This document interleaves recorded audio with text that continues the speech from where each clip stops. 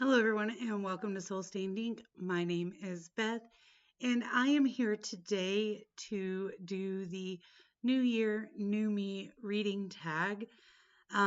It is currently the beginning of February, so I might be a little late to the game, but that's fine. I'm also just going to be the same old delightful, chaotic, weird human being as I always have been. But there were some really great questions, and I was tagged by Fiona from Reads and Eats. She has some awesome answers, and she's my sister from another mister. So I figured I'd better do what Big Sister says and get this done. Grab a snack, grab a drink. Let's get into the questions.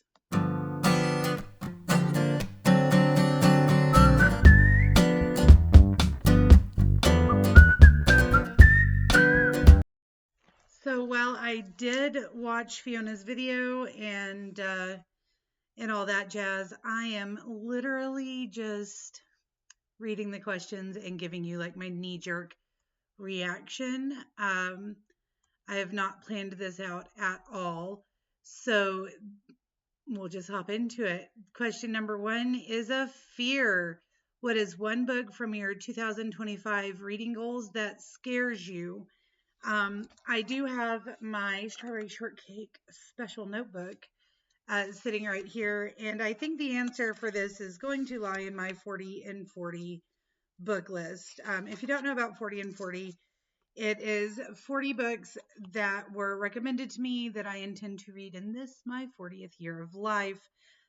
My birthday is February 9th, so it is coming up in a few days. I will officially be 40, and I have this list of technically over 40 because some of them are parts of series books. And in that, I have been recommended 4 thriller slash horror novels, and I do not typically read them. I do every once in a while, but normally I do more like light psychological thrillers or middle grade scary books. Um, so the 4 books on my list that are like thriller horror stories terrify me to pick up just because I don't normally read in that genre. They are The Missing by Sarah Langan, Blindness by Jose Saramago, and I think that one's probably the one that scares me the most because I'm terrified of losing my sight completely.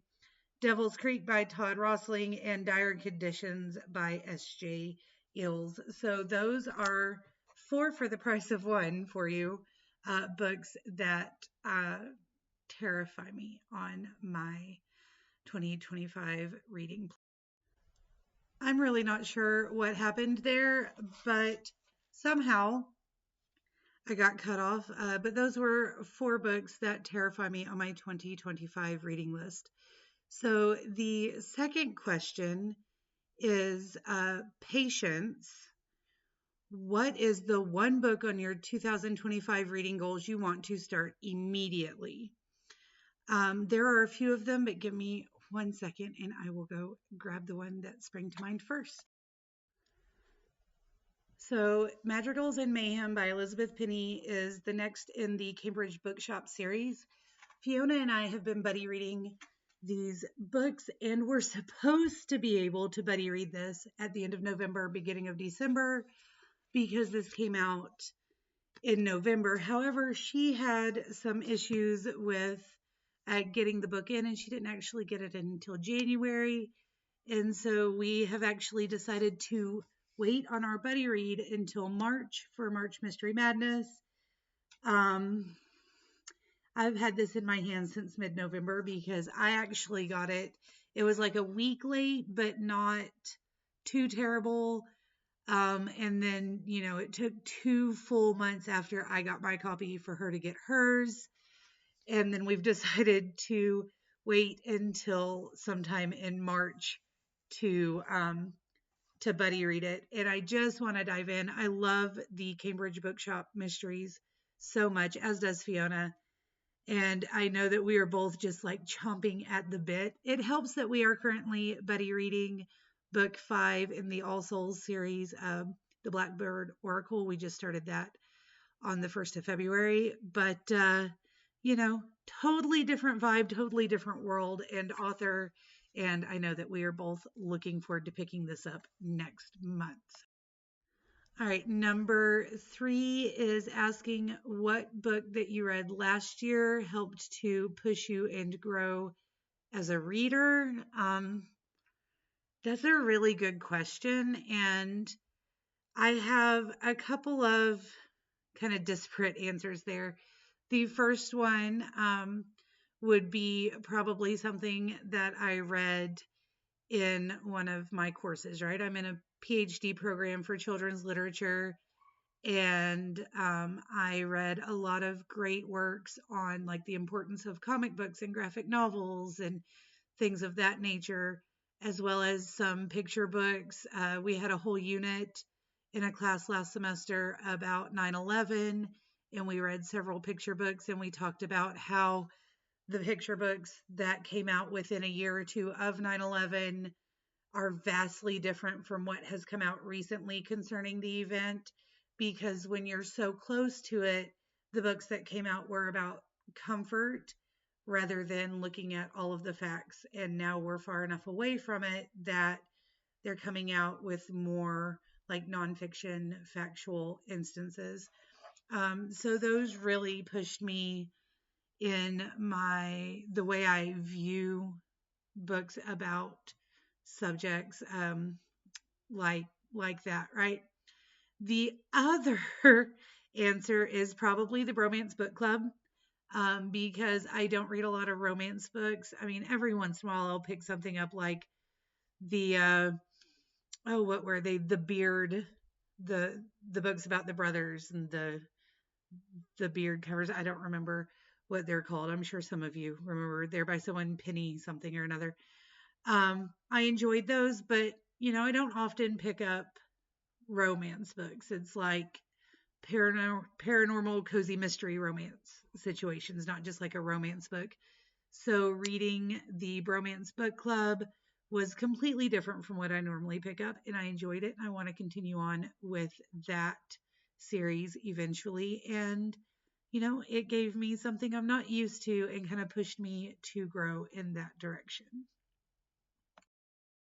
All right, number 4, I guess, is who is one author that you plan to try for the first time in 2025. And again, I have this list of books for my 40 and 40. And like Sarah Langan, Jose Saramago, Todd Rosling, S.J. Eels, I don't think I've heard anything by any of those. So, right off the bat. And then I have this whole list of like TJ Klune. I have some TJ Klune books. I've seen them. I mean, I know who TJ Klune is, but I don't think I've ever read anything by them. I own Women Who Run with Wolves by Clarissa Pinkola Estes. I haven't read it. Rainer Wynn. There's just so many authors. Frida McFadden is one that was just a suggested author across the board. I don't think I've ever read anything by Frida McFadden. Just a dozen authors I have never read from. So I will be picking up a lot of new to me authors this year, looks like. All right, number 5 is what is one book or series that you return to for comfort? And it's not really a series, but an author I return to as a comfort read is Jane Austen. And so I often reread Pride and Prejudice and Northanger Abbey, which I read for the first time a couple of years ago and is currently tied as my favorite with Pride and Prejudice. I pick up those two or retellings of them usually about once a year.